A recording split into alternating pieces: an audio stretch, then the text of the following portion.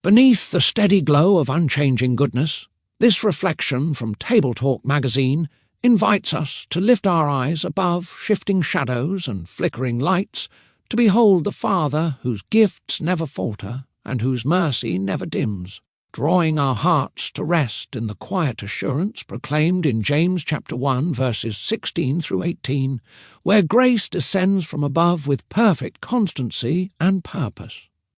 Now for our reading. Do not be deceived, my beloved brothers. Every good gift and every perfect gift is from above, coming down from the Father of lights, with whom there is no variation or shadow due to change. Of his own will he brought us forth by the word of truth, that we should be a kind of firstfruits of his creatures. James chapter 1 verses 16 through 18. In the Lord's Prayer, Jesus tells us to ask the Father to lead us not into temptation.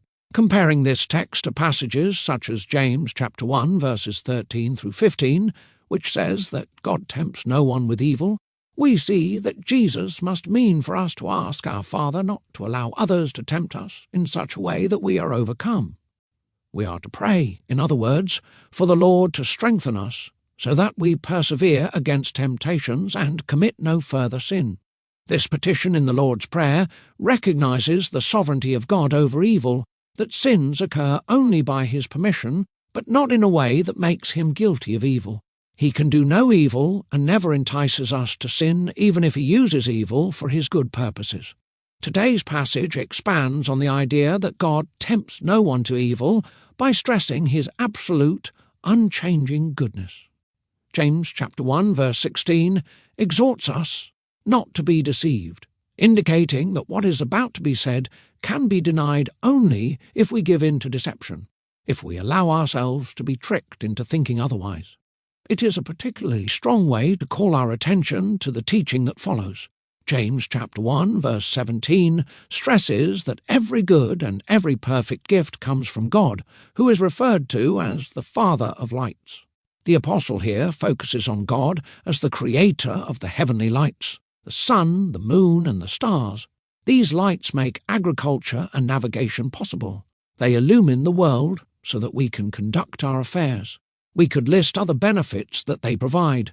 The point is that God's goodness is especially seen in providing the heavenly lights, as the Old Testament sees the creation and sustenance of these things as signal evidences of God's good and loving superintendence of creation. James chapter 1 verse 17 goes on to say that there is no variation or shadow due to change with God, the Father of lights. This phrase has in mind the waxing and waning of the moon, the movements of the sun and stars, and more. The point is that God and his goodness do not change as the heavenly lights do.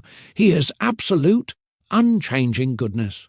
God's creation of the sun, moon, and stars reveals his goodness, but an even greater revelation of his goodness is seen in his redeeming us. He brought us forth by the word of truth, the gospel, making us first fruits of his creatures. The Lord changed our hearts and granted us faith in Christ as the start of his renewal of all creation. John Calvin comments that to do good is what properly belongs to God, and according to his nature, and from him all good things come to us. It is easy for us to forget this, or to fail to acknowledge that every good thing we have, and every good thing that has happened to us, has God as its ultimate author. Let us thank God this day for his good gifts, and remember that he does only good to us. This concludes our reading. Thank you for listening.